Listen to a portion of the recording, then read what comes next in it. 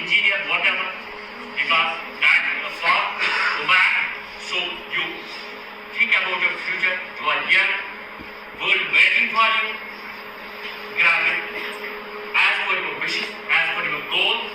And one thing more, always keep a grateful mind and always think that we have been praying for the betterment of the society, betterment of the people. If you do the work, if you think we will do the work for the benefit of the society, for the benefit of the human race, then you will be a successful person. So that we are talking about the thing which you have been coming here today, that's the food security. If you see the food security, what's the meaning of food security? If we talk about the food security, then first is food, then land, then there's a security. What does mean of security? Security means secure. To secure. Anybody have a security? What does that mean? Is secure that person. Secure. So food. If we talk about after its freedom, at that time, 1947 to 1949, there was a food crisis in India. People get imported food from America. At that time, they will use the food, but that is not above the standard. They will unhealthy food, dead food. At that time, they will send in India. After that, we are very thankful to Dr. Swaminathan for the Green Revolution. He will give the concept of high-yielding varieties and also give the concept of synthetic fertilizer. And there's a Green Revolution. We can then grow, we can ensure that kind of food security more than which we have need for self-sufficiency. So that food security is very important, but it depends upon the three pillars. If we talk about this food security, it depends upon the three pillars. That's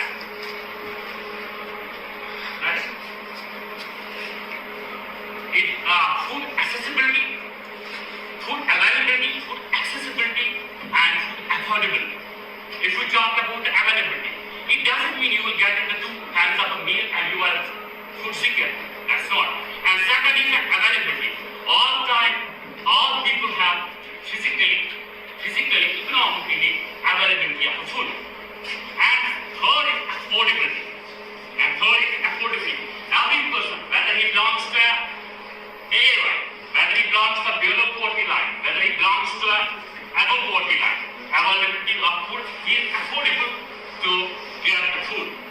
That is affordable in the market.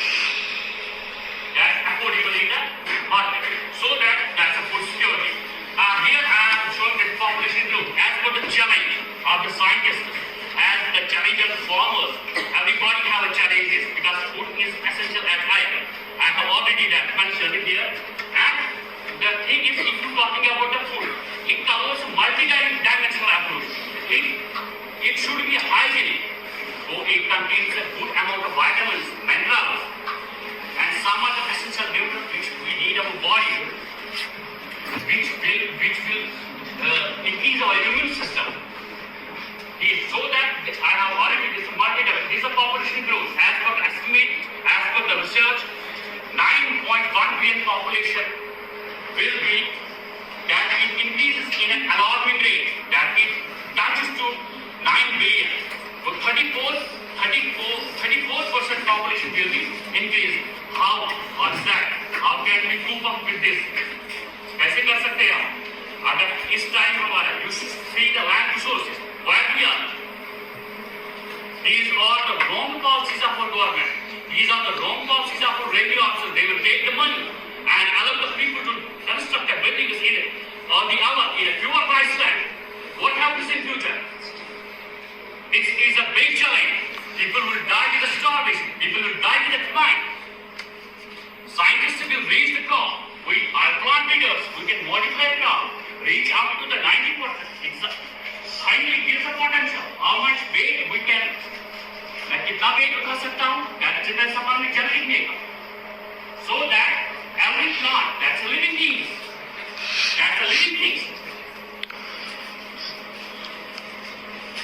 तो हर किसी चीज का potential भी तो है. So the scientists, how much they burn? 90%. Still we development. 4-5 varieties of rice. Shalimar rice 1, Shalimar rice 2, Shalimar rice 3, Shalimar rice 4. And Shalimar rice 4 have a potential to reach up to 80 quintals. As per the potential is concerned. 80 quintals per hectare. And Shalimar 2, Shalimar, if we talk about the oilseeds, we have developed as Shalimar Sarsu 1, Shalimar Sarsu 2. That have a potential up to the 25 quintals per hectare. Potential is there. Now we face a climate almighty. What we can do? Sometimes there are disasters, sometimes there is a drought, sometimes there is a no rain, sometimes there is a heavy rain, sometimes there is a flood. So we have a lot of challenges. How we should get the food? And apart from that, our political leaders, they are all tea makers. They don't know what policy we have to adopt.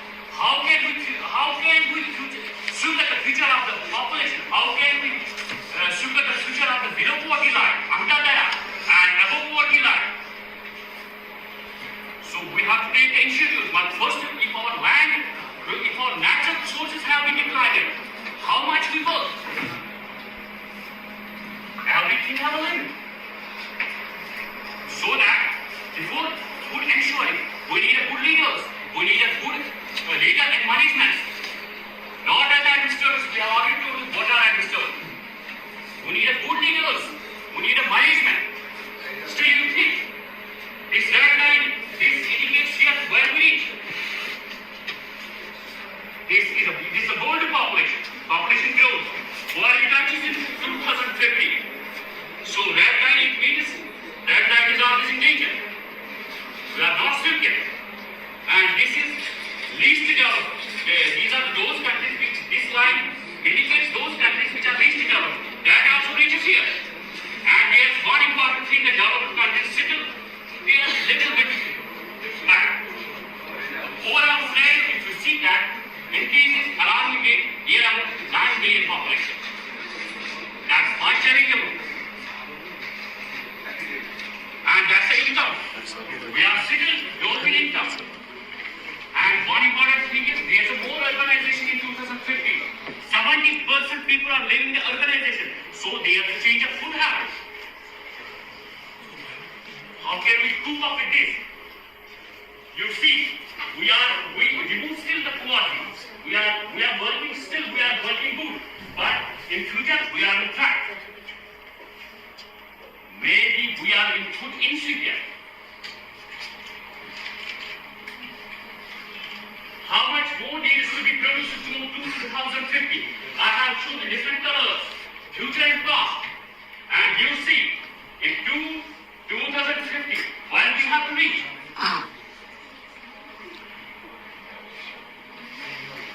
This is like which mountain is biggest mountain?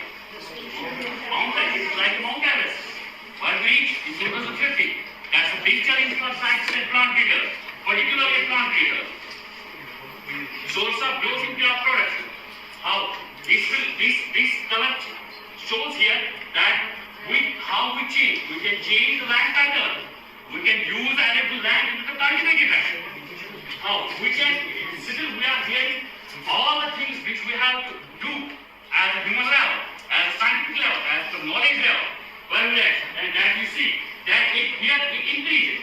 But you see when 90% reaches, we increase the 90% of the yield of the cereal grains. Well reached, and then it starts to decline. Because at that time the population will be 34 billion population will increase in 2050. And show this annual growth rates in agriculture. Still we have, when we go back 10 years, 15 years back, agriculture sector that contributes highest level of GDP, but still, and the research and development which policy makers provide the minimum funds for the research and development for agriculture, but still that declines because they invest on private companies because they share more for this GST, research and development. One thing is we can get the food, we can get the and this is the food price hikes and volatile. You see how much volatile food prices.